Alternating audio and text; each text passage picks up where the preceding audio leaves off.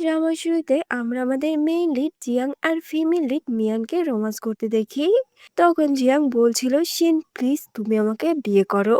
এইটা শুনে মিয়ান তো একটু আপসেট হয়, কারণ ওর নাম শিন ছিল না। তো সিন এখানেই কাট হয়, আর আমরা পরের দিন সকালে দেখি যেখানে জিয়াং এর গ্র্যান্ডপা মিয়ানের উপরে খুবই রেগ দেখায়।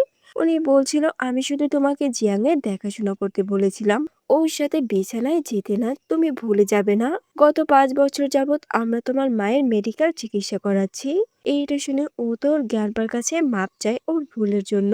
কিন্তু জ্ঞানপাকে একটা ব্যাংক চেক দেয় আর বলে, চীন আবারও চায়না এসেছে, তাই তুমি এখন এই শহর থেকে অনেক দূরে চলে যাও। আর কখনোই জিয়ানের সামনে আসবে না। যদি আসো তাহলে তোমার মায়ের চিকিৎসা বন্ধ হয়ে যাবে। এটা শুনে ও বলে ঠিক আছে। এরপর ও ওই চেকটা নিয়ে জিয়াং এর সাথে লাস্ট দেখা করে ওখান থেকে চলে যায়। আসলে জিয়াং তো ব্লাইন্ড ছিল, চোখে দেখতে পেত না। এই কারণেই ও মিয়ানকে শিন মনে করত, আর মিয়ান ওর সামনে শিনের পরিচয়ই থাকতো। তো সিন এখানেই কাটায়, আর আমরা 7 বছর পর দেখি যেখানে আমরা মিয়ানকে ওর মেয়ে লিনজির সাথে দেখি। ও তো আবারও চায়না এসেছে, কারণ ওর মেয়ের লুকেমিয়া রোগ হয়েছে, আর ও এটার চিকিৎসা করানোর জন্য এখানে এসেছে। তখন লিনজি বলছিল, মম আমি কি মারা যাব? এটা শুনে মিয়ান বলে, কে বলেছে তুমি মারা যাবে? চিকিৎসা করলে তুমি ঠিক হয়ে যাবে। এরপর ও যখন লিনজিকে নিয়ে ওখান থেকে চলে যাচ্ছিল, তখনই ওর জিয়াং এর সাথে দেখা হয়। ওর সাথে তো শিনও ছিল। মিয়ান তো ওকে দেখে একদমই অবাক হয়ে যায়। তখন ও জিয়ানের সাথে কাটানোর সময়গুলোর কথা মনে পড়ে যায়। কিন্তু জিয়াং তোকে চিনতেই পারে না। এমন সময় শিন লিনজিকে দেখে বলে, তোমার নাম কি? এইটা শুনে লিনজি তোর নাম বলে, কিন্তু মিয়ান তো ওকে থামিয়ে পিছে লুকিয়ে নেয়। এটা দেখে ওরা তো ওখান থেকে চলে যাচ্ছিল। তখন শিন জিয়াংকে বলে, লিনজিকে একদমই দেখতে তোমার মতো মনে হচ্ছে, ও তোমারই মেয়ে। তখনই লিনজি পিছন থেকে বলে ওঠে, আমি তোমাদেরকে চিনি আঙ্কেল। এইটা শুনে মিয়ান তোকে থামিয়ে চলে যাচ্ছিল, যেটা দেখে জিয়াংকে আটকায় আর বলে, তুমি কিভাবে আমাকে চিনো? এটা শুনে মিয়ান তো কথা ঘুরিয়ে নেয় আর ওকে ওখান থেকে নিয়ে চলে যায়। এরপর সেন আবারও ওর কাছে আসে হাত ধরছিল। কিন্তু ওকে দূরে সরিয়ে দেয়। ও বলছিল, দেখো আমরা শুধু নাটক করছি আমার মায়ের জন্য, তাই একদমই তুমি এগুলো রিয়াল ভাববে না। এটা শুনে শিন তো খুবই রেগে যায়।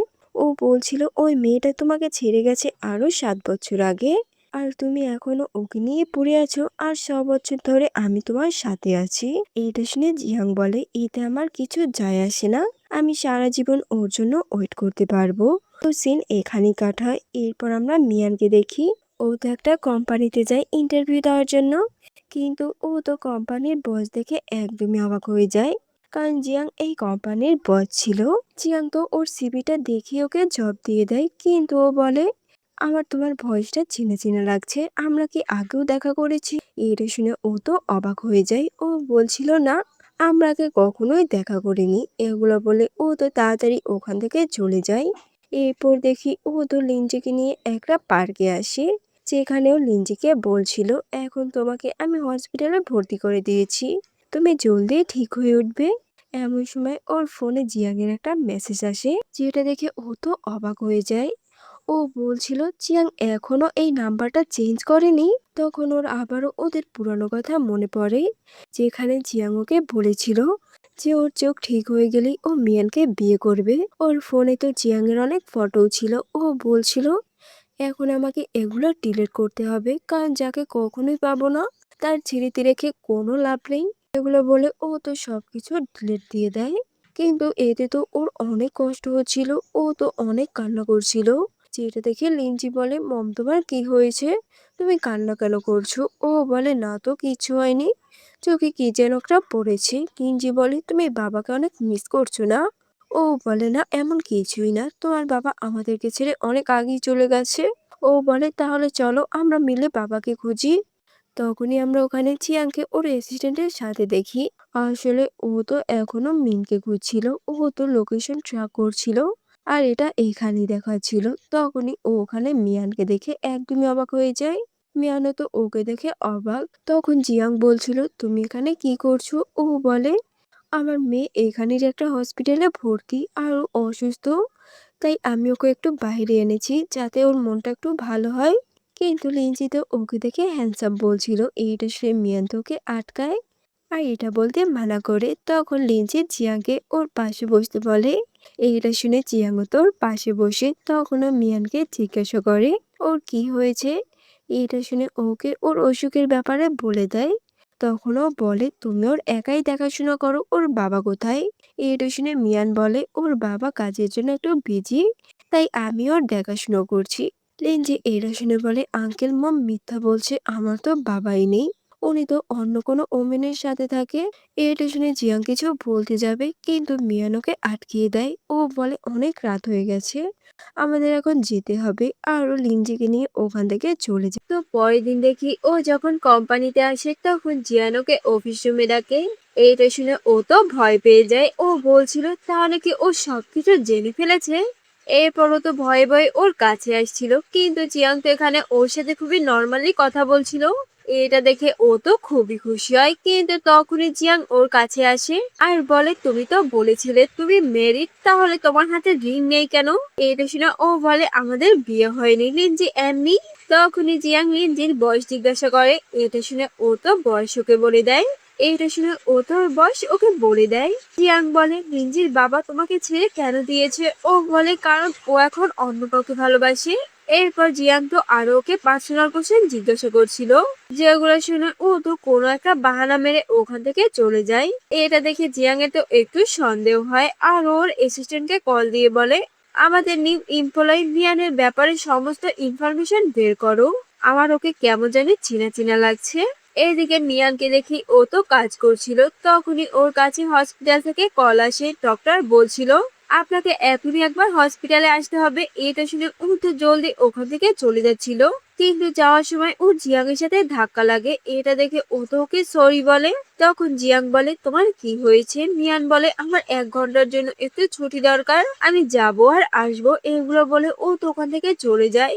এরপরও হসপিটালে আসে। তখন ডক্টর ওকে বলে আমরা যে মেডিসিন দিয়ে লিনজির চিকিৎসা শুরু করব ওটা স্টক আউট হয়ে গেছে, এখন আমাদের কাছে অত সময় নেই যা দিয়ে অন্য জায়গা থেকে ওই মেডিসিনটা আনবো, এতে অনেক সময়ের প্রয়োজন, আর লিনজির যে অবস্থা আমাদের কাছে অত সময়ও নেই। এইটা শুনে মিয়ান বলে তাহলে এখন আমি কি করব, আর কোনো উপায় নাই। ডক্টর বলে মিস্টার লিন নামের একটা লোক আছে যে আপনার হেল্প করতে পারে। এটা শুনে ও মনে করে মিস্টার লিন তো ওই পার্সনটা যাকে কিছুদিন আগে জিয়াং পুলিশের হাতে ধরিয়ে দিয়েছিল ইলিগাল কাজ করার জন্য, সাথে তো ও ছিল।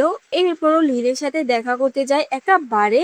ও তো এখানে লিনকে বলছিল প্লিজ আপনি আমার হেল্প করেন, আপনার হেল্প এখন আমার অনেক প্রয়োজন। কিন্তু লিন বলে তুমি জিয়াং এর সাথে মিলে আমার এত কিছু করেছো, আমি তো এত সহজে তোমাকে হেল্প করব না। এটা শুনে ও বলে আপনি যেটা বলবেন আমি ওটাই করব, প্লিজ আমার মেয়েকে বাঁচান, ওই মেডিসিনটা আমাকে দিয়ে দিন। লিন বলে তাহলে তোমাকে ড্রিঙ্ক করতে হবে। এটা শুনে ও তো ড্রিঙ্ক করা শুরু করে। এখানে তো ও অনেক ড্রিঙ্ক করে যার কারণে ও তো পুরোপুরি মাতাল হয়ে যায়। তখন লিন ওর কাছে আসছিল ওর সাথে খারাপ কিছু করতে, কিন্তু ও তোকে দূরে সরিয়ে দেয়। তখনই ওখানে জিয়াং আসে আর ওকে বাঁচিয়ে নেয়, আমাকে বাঁচিয়ে নেয়। এরপর ও তোকে একটা হোটেল রুমে নিয়ে আসে। এখানে তো ও খুবই মাতাল ছিল যার কারণে ও জিয়াংকে কিস করার ট্রাই করছিল, কিন্তু এক সময় ও ওর কন্ট্রোল হারিয়ে ফেলে। ও বলছিল আমি যখন চোখে দেখতে পেতাম না তখন যে মেয়েটা আমার সাথে ছিল একদমই ওকে ওর মতোই লাগছে। এরপর ও তো ওর সাথে রোমান্স শুরু করে দেয়। তো পরের দিন সকালে দেখি মিয়ান যখন ঘুম থেকে উঠে ও তোর এমন অবস্থা দেখে একদমই অবাক হয়ে যায়। ও বলছিল কাল আমি এটা কি করেছি। তখন ওর সব মনে পড়ে যায় আর ও তো ওখান থেকে তাড়াতাড়ি পালাচ্ছিল, কিন্তু জিয়াং এসে ওকে আটকায়।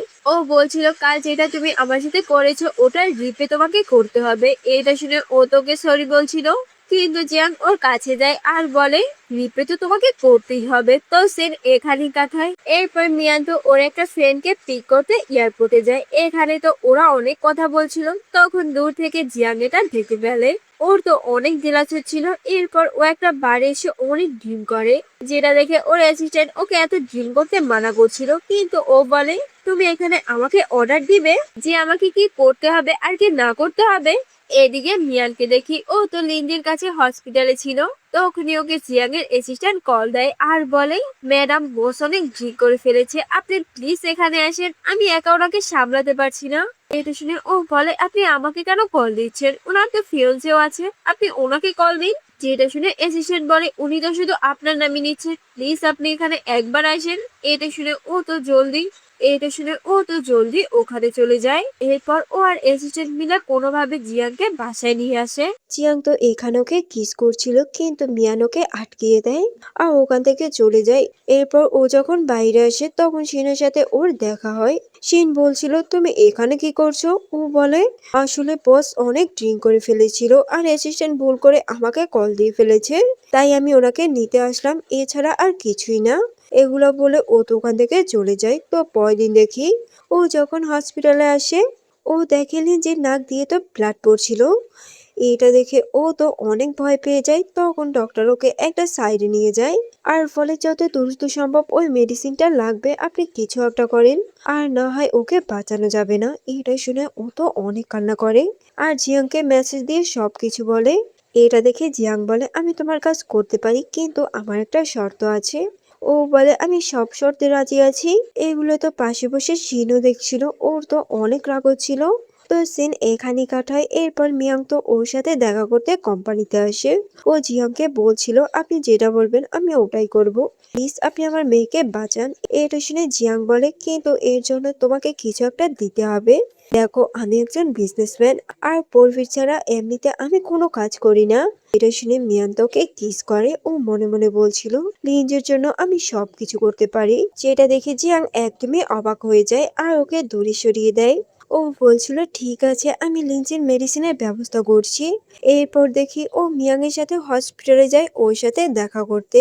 তখনও দেখে ওর কাছে আগে থেকে মিয়ানের ওই ফ্রেন্ডটা বসে আছে। এটা দেখে ওর তো খুবই রাগ ওঠে। এদিকে লিঞ্জি তো ওকে বাবা বলে রাখছিল কারণ ছোটবেলা থেকেই ওর ফ্রেন্ডকে বাবা বলে রাখে। এটা দেখে জিয়াং রেগে ওকে ওখান থেকে উঠিয়ে নিজে ওর পাশে বসে। যেটা দেখে সবাই তো অবাক হয়ে যায়। তখনই ওর ফ্রেন্ডের কাছে একটা ফোন আসে আর ও কাজের জন্য ওখান থেকে চলে যায়। মিয়ানো তোকে আগিয়ে দিতে যায়। তখন লিঞ্জি ওকে বলছিল আঙ্কেল আমি স্ট্রবেরি কেক খেতে চাই, আমাকে না মম ওটা খেতেই দেয় না, প্লিজ তুমি ওকে খাওয়াবে। ও বলে হ্যাঁ খাওয়াবো কিন্তু তোমাকে আমাকে বাবা বলে রাখতে হবে। এটা শুনে ও বলে কেন, তোমাকে আমি কেন বাবা বলে রাখবো? ও বলে হ্যাঁ কারণ তো ফিউচারে আমি তোমার বাবা হব। এটা শুনে ও বলে আমি বুঝে গেছি তুমি আমার মমকে পছন্দ করো না। এটা শুনে জিয়াং তো হাসে। লিনজি তো এটা দেখে ওকে বাবা বলে ডাকে। যেটা শুনে ও তো খুবই খুশি হয়। তখনই ওখানে মিয়ান আসে আর বলে তোমরা এতক্ষণ কি নিয়ে কথা বলছিল? লিনজি বলে মম এটা তো বলা যাবে না, এটা একটা সিক্রেট কথা যেটা আমি আর হ্যান্ডসাম আকিলি জানি।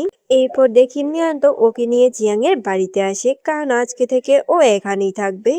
আসলে জিয়ান ওকে এটাই শর্ত দিয়েছে যে আজকে থেকে ওকে ওর গার্লফ্রেন্ডের অ্যাক্টিং করতে হবে আর ওর বাসায় থেকে লিঞ্জির চিকিৎসা হবে।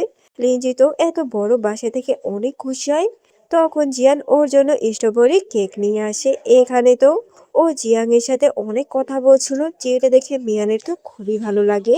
এরপর দেখি জিয়াং তো তাড়াতাড়ি ওর মায়ের বাড়িতে আসে কারণ ওর মা অসুস্থ হয়ে পড়েছে। তখনই ডক্টর ওকে বলে উনি এখন নর্মাল আছে কিন্তু ওনার আরো ভালোভাবে খেয়াল রাখতে হবে। এটা শুনে ও বলে ঠিক আছে ডক্টর। এরপর সিনার এরপর ও সিনার অ্যাসিস্ট্যান্টকে বলে মমের যা যা দরকার সবকিছুর ব্যবস্থা করো।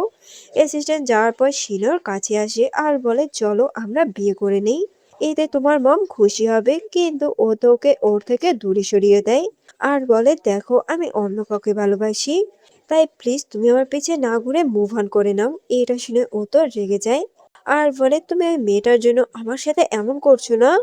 তাহলে শোনো ও শুধু তোমার টাকার জন্য তোমার কাছে আছে।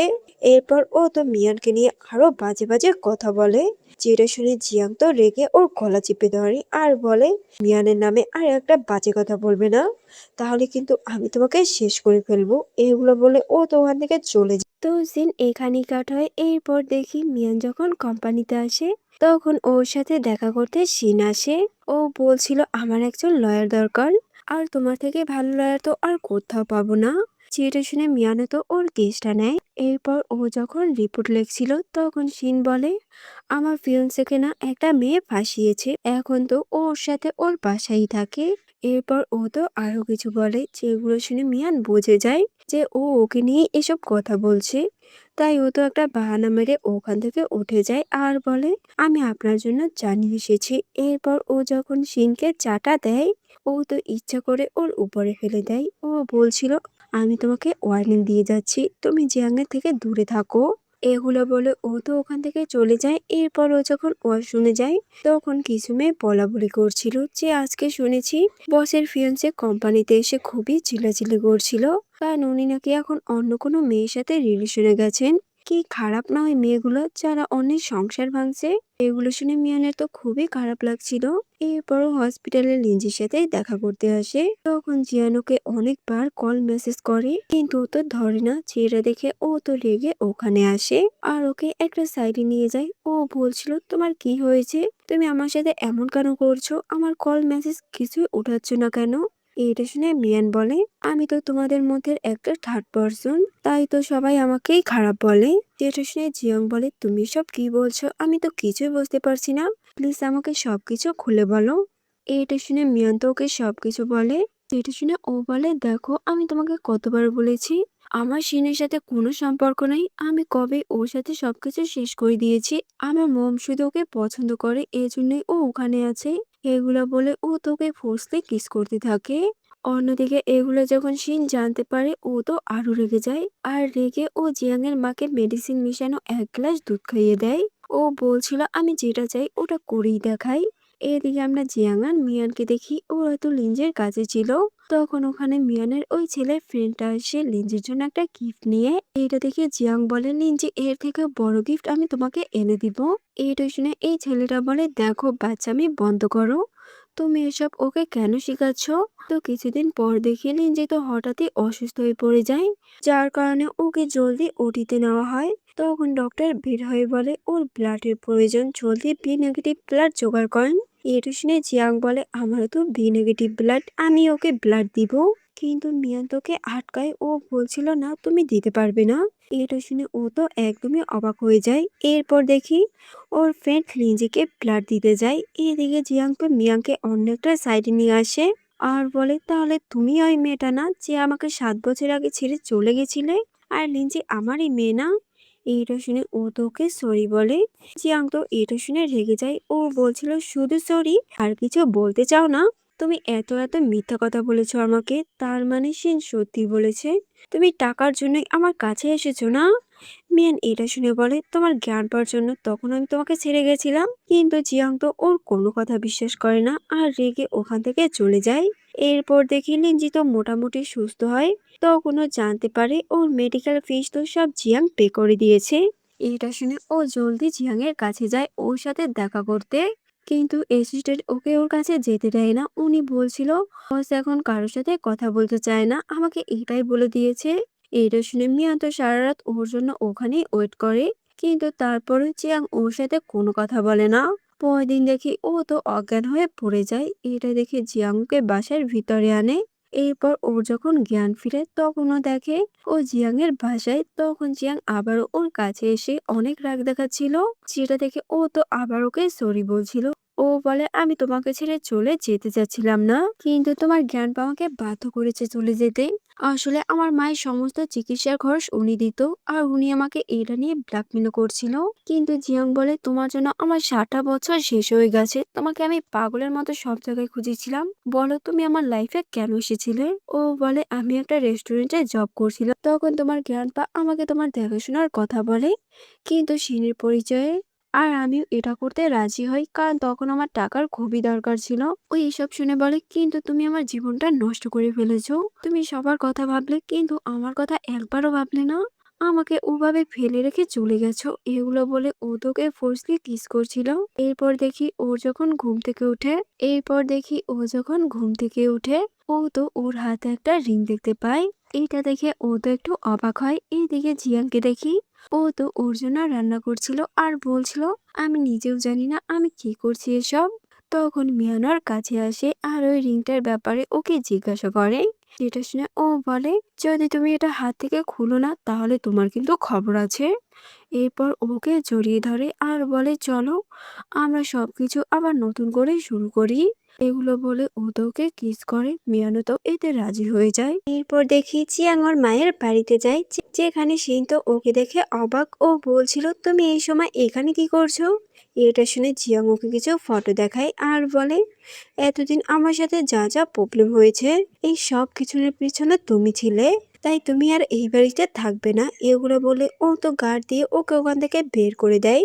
যেটা দেখে ওর মা তো ওর উপরে খুবই চিল্লাচিল্লি করছিল, কিন্তু ওর মাকে শান্ত করে। এদিকে আমরা লিনজিকে দেখি ও তো এখন সুস্থ হয়ে বাড়িতে আসে আর ও তো এটাও জেনে গেছে যে জিয়াংই ওর বায়োলজিক্যাল ফাদার, কিন্তু ও তো ওর উপরে একটু রেগেছিল। ও বলছিল তুমি আমার মমকে ছেড়ে অন্য একটা মহিলার সাথে চলে গেছিলে, আমি কখনোই তোমাকে মেনে নিব না।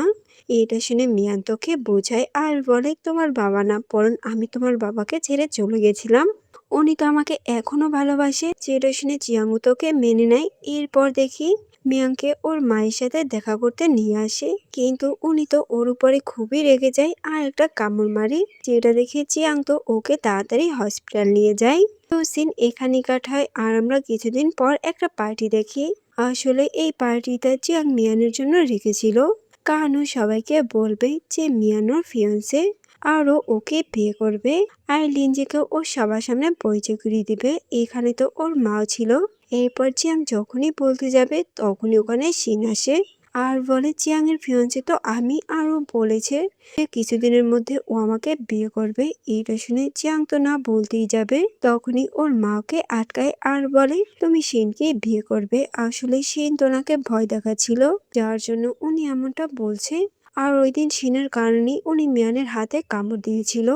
এগুলো দেখে মিয়ান তো ওখান থেকে চলে যায়, যেটা দেখে জিয়াংও তো ওর পিছে পিছে যায়। এইদিকে ওরা তো জামা কাপড় গুছাচ্ছিল এই বাসা থেকে চলে যাওয়ার জন্য, কিন্তু তখনই ওখানে জিয়াং আসে, যাকে দেখে মিয়ান বলে এখন বাবা মা কিছু কথা বলবে, তাই তুমি অন্য রুমে গিয়ে বসো। এটা শুনে ও তো ওখান থেকে চলে যায়। তখন জিয়ান মিয়ানকে বলে দেখো আমার মম খুব জলদি ঠিক হয়ে যাবে, তখন আমি ওনাকে সব সত্যিটা বলে দেব, প্লিজ তুমি যেও না। কিন্তু মিয়ান বলে দেখো তোমার মা যদি সত্যিটা জানতে পারে তাহলে আরো অসুস্থ হয়ে পড়বে, আমি চাই না আমার জন্য উনি আরো অসুস্থ হোক। এরপরও লিনজিকে নিয়ে ওখান থেকে চলে যায়। তো এভাবে কিছুদিন চলে যায়। এইদিকে জিয়ান তো জানতে পারে যে শিন ওর মাকে ভুল মেডিসিন খাইয়ে ওনাকে মেন্টালি সিক করে দিয়েছে। এই কারণে ও তো শিনকে পুলিশের হাতে ধরিয়ে দেয়। অন্যদিকে আমরা মিয়ানকে দেখি ও তোর বেস্টের বিয়েতে ছিল। তখনই জিয়াংকে কেউ মিয়ান আর ওর ফ্রেন্ডের একসাথে একটা ফটো পাঠায়। এটা দেখে ও মনে করে মিয়ান হয়তো ওর ফ্রেন্ডকে বিয়ে করছে। ও তো জলদি ওর কাছে যায় আর মিয়ানকে ওখান থেকে তুলে নিয়ে আসে।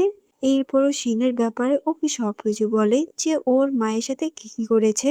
এইখানে তো ও অনেকটাই ইমোশনাল হয়ে পড়ে। ও বলছিল প্লিজ তুমি ওকে বিয়ে করো না। যেটা দেখে মিয়ান বলে তুমি এসব কি বলছো, আমি কেন ওকে বিয়ে করব, ওখানে তো আমার বেস্টির বিয়ে হচ্ছিল। এটা শুনে ও তো খুবই খুশি হয়। এখানে তো ওদের মধ্যেরও সমস্ত ভুল বোঝাবুঝি শেষ হয়। এরপর দেখি ওরা আবারও বিয়েতে আসে। যখন ফুলের বুকে ফেলার সেরিমনি হচ্ছিল তখন তো ওটা জিয়াং ধরে ফেলে আর ও সবার সামনে মিয়াংকে বিয়ের জন্য প্রপোজ করে। যেটা দেখে ও তো প্রপোজাল অ্যাকসেপ্ট করে। এইটা দেখে ওখানে সবাই তো ওদের জন্য হাততালি দেয়। আর এর সাথে সাথে এই ড্রামাটার এখানেই শেষ হয়।